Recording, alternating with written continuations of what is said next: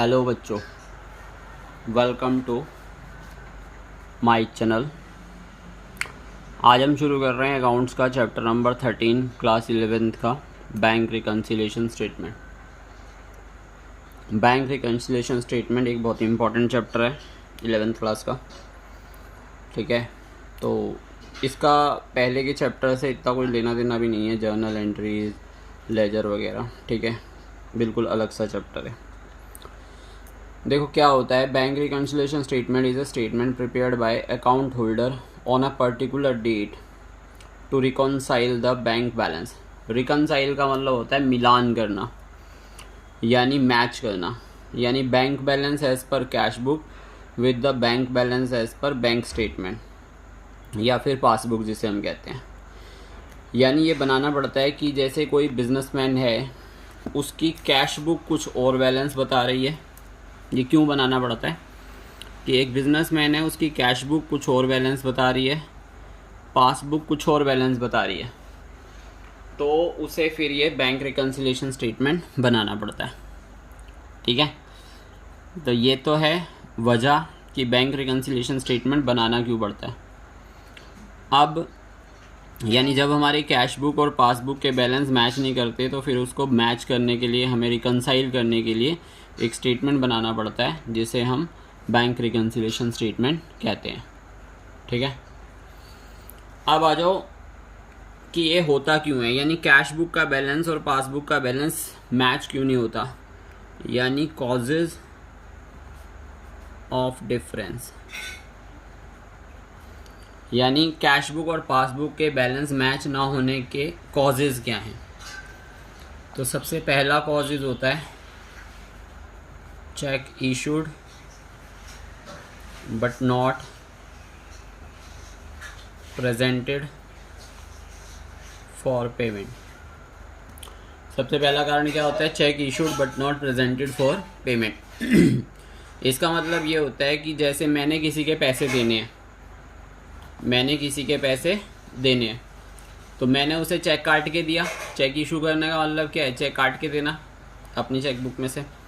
तो यानी मैं उसे पैसे दे रहा हूँ या उसे ले रहा हूँ, उससे पैसे दे रहा हूँ।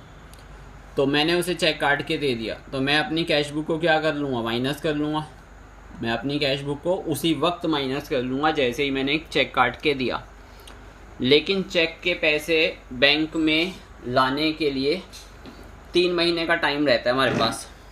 ठीक है, 3 महीने का टाइम हमारे पास रहता है चेक के पैसे लेने के लिए। तो जो चेक लेने वाला बंदा है, अगर वो आलसी निकला तो वो क्या करेगा, चेक को घर पे रख लेगा कि भाई जब बैंक की तरफ चक्कर लगेगा तो चेक जमा करा दूंगा। तो मैंने तो अपनी कैश बुक में उसी दिन माइनस कर लेना है। लेकिन वो बंदा जो चेक घर पे रख के बैठ गया है, वो तो गया नहीं। तो पासबुक यानी बैंक से मेरे पैसे माइनस नहीं होंगे, बैंक में मेरा बैलेंस उतना ही दिखाई देगा जब तक वो चेक डालेगा नहीं। तो पहली वजह होती है check issued but not presented for payment. इसमें हमारी कैश बुक क्या हो जाती है, नीचे आ जाती है, पासबुक बढ़ी रहती है। ठीक है, दूसरा रीज़न होता है check deposited in bank but not cleared. Check deposited in bank but not cleared. Cleared भी कह देता है, क्रेडिटेड भी कह देता है। क्लियर्ड भी कह देता है, क्रेडिटेड भी कह देता है। ठीक है, इसका मतलब क्या है, इसका मतलब ये है कि हमने चेक बैंक में जमा करा दिया है लेकिन अभी तक वो क्लियर नहीं हुआ। इसमें क्या होता है, कैश बुक है पासबुक है, यानी मैंने जिस दिन बैंक में चेक जमा कराया, मैंने अपनी कैश बुक को उसी दिन क्या कर लेना है, प्लस कर लेना है। लेकिन बैंक में पैसे आने में 3 या 4 दिन का टाइम लग जाता है। चेक क्लियर होने में 3 से 4 दिन का टाइम लग जाता है। तो अगर उन 3 दिनों में मैंने अपना bank balance, cash book, passbook का चेक कर लिया, तो मेरी कैश बुक, पासबुक अलग अलग बैलेंस दिखाएंगे। तो ये सेकंड वजह होती है चेक बुक और कैश बुक और पासबुक ना मिलने की, कि भाई मैंने जमा करा दिया तो मैंने अपनी कैश बुक बढ़ा दी, लेकिन पासबुक में अभी पैसे नहीं आए। पासबुक में पैसे आने में कितने दिन लगेंगे, 3 दिन लगेंगे। ठीक है। तो ये जो दो वजहें होती हैं ये होती हैं कैश बुक की तरफ से। अब अगली जो थर्ड रीज़न है बैलेंस ना मिलने का, वो क्या है?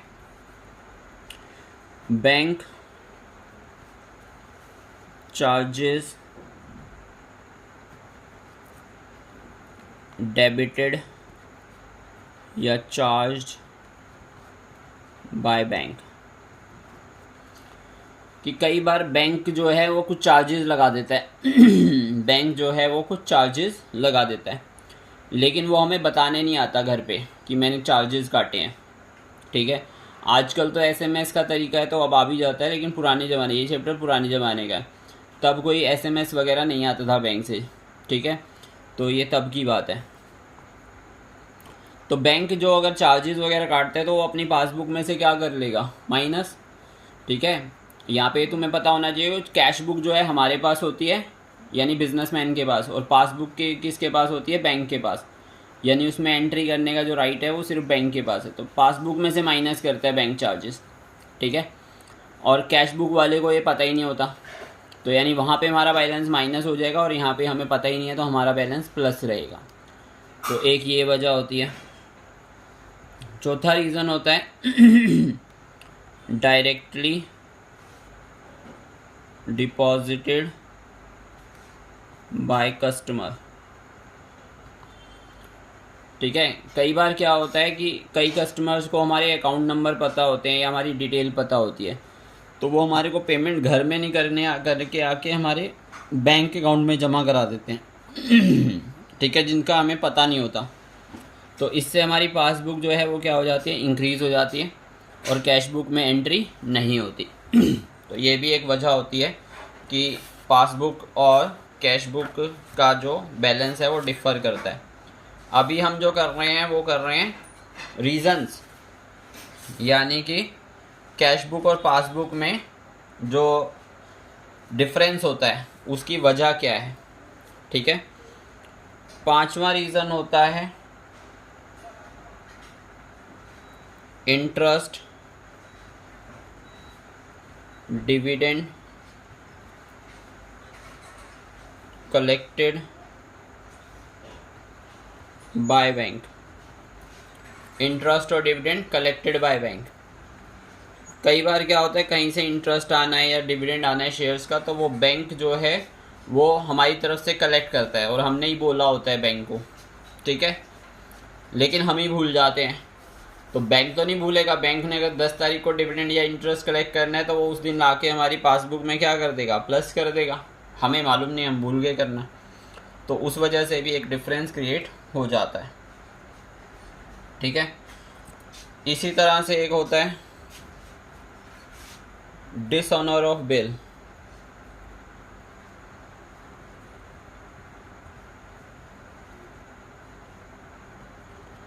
कि एक बिल था वो डिसऑनर हो गया। डिसऑनर बिल जब होता है तो उसमें हमारे को पैसे नहीं मिले। ठीक है, हमने तो अपनी कैश बुक बढ़ा ली थी लेकिन उसके पैसे हमें नहीं मिले, तो बैंक हमारा जो वो बिल है वो माइनस कर देता है डिसऑनर के केस में, यानी हमें पैसे नहीं मिले उस बिल के। तो यानी इसमें हमारी पासबुक क्या हो जाती है? माइनस हो जाती है। तो ये हमने देखे रीज़न्स कि यानी किन किन वजहों से कैश बुक और पासबुक में डिफरेंस क्रिएट होता है। ठीक है, तो ये डिफरेंस याद कर लेना, समझाए भी हैं मैंने, समझ लेना अच्छे से। अब बात करते हैं एक और बात, कैश बुक।